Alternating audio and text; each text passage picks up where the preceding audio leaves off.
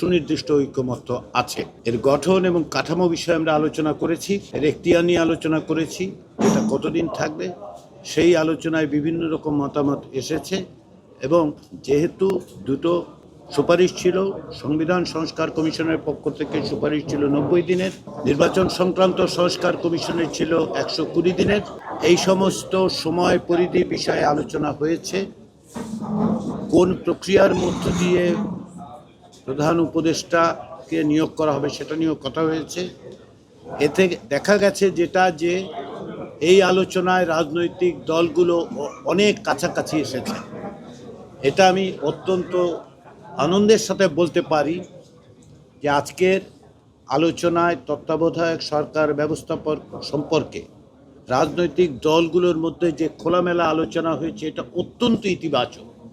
আমরা দীর্ঘদিন যাবৎ এই তত্ত্বাবধায়ক সরকার ব্যবস্থা পুনঃপ্রতিষ্ঠার জন্য সকলে সংগ্রাম করেছি, প্রত্যেকের বিভিন্ন রকম ধারণা আছে, কিন্তু আজকের আলোচনার মধ্য দিয়ে আমরা অনেক বিষয়ে কাছাকাছি এসেছি এবং রাজনৈতিক দলগুলো কাছাকাছি এসছেন, পরস্পরকে বুঝেছেন, যেটা আমরা মনে করি আগামীতে খুব স্বল্প সময়ের মধ্যেই আমরা এর কাঠামোগত দিক, প্রধান উপদেষ্টা নিয়োগের প্রক্রিয়া, এর মেয়াদ এবং অন্যান্য বিষয়ে আমরা একটা ঐকমত্যের জায়গায় যেতে পারব। এটা আমাদের দৃঢ় বিশ্বাস, আমাদের আশা।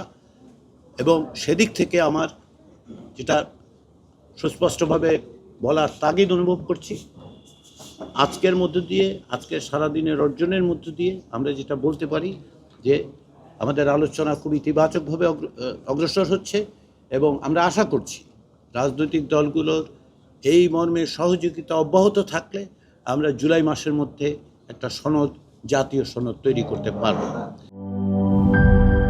জীবনের সাথে চলে hi-fi, all time healthy life। নিশ্চিন্তে খান, স্বাস্থ্যকর অল টাইম পান। All time healthy life.